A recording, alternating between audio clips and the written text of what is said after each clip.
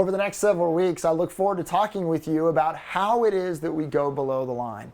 We've talked about this below the line approach to negotiation and the importance of understanding the interest of the people that are involved. We need to know what are the factors that are driving their decisions, what's causing them to take certain positions. Now, the first step to this type of bargaining is to be very intentional about going below the line. This is step one of what's called the integrative bargaining roadmap.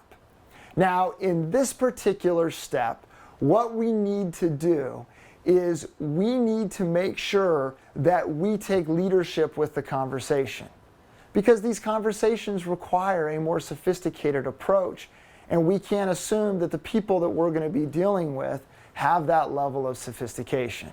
You see, what happens is people get stuck on advocating for interest, and that's all they know to do. Here's the opportunity where we've got to go a different direction.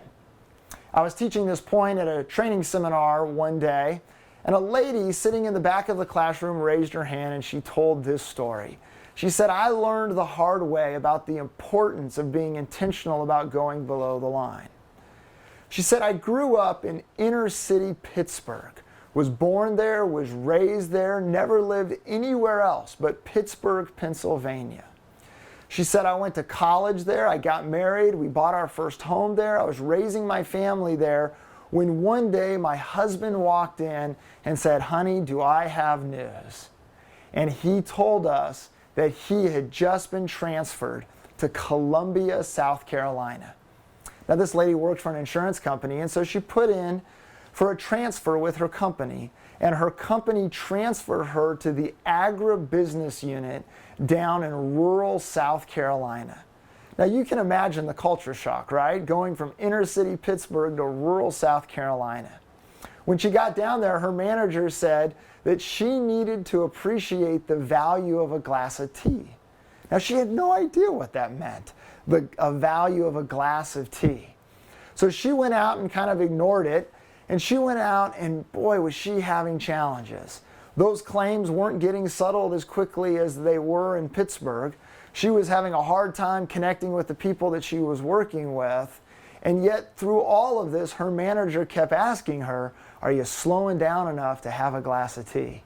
Now, from her perspective, you didn't have tea in Pittsburgh. That's just not something that you typically did. But in South Carolina, it was a big part of the culture in that particular area. And so finally she decided one day that she was going to be intentional about having a glass of tea. She went up to this farmhouse. A farm had been damaged by a storm. She knocked on the door.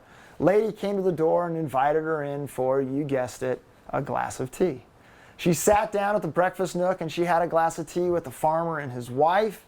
They talked about family and all sorts of different things. And 30 minutes later, she finally went out, got in the pickup truck with the farmer, and they went and investigated the loss.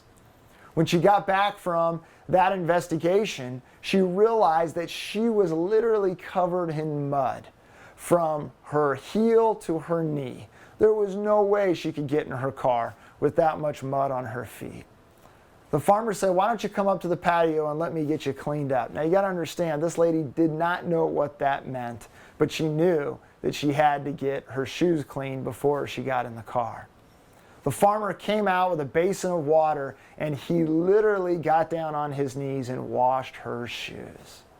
She recognized in that moment that because of that glass of tea, she had a rapport with this farmer that she would not have otherwise had. It led to this almost spiritual moment where he helped get her cleaned up and get her shoes clean so she could get in her car. And once she realized that, it was amazing the impact that that rapport had on their ability to resolve the conflict that stood between them. Their ability to get a deal together and to get the case resolved. The first step in going below the line is we've got to be intentional about building rapport, about taking the conversation in a different direction, about doing things to emotionally connect with people. And in doing so, we will be positioned to do something with this conversation that others can't. And in that, there is great success.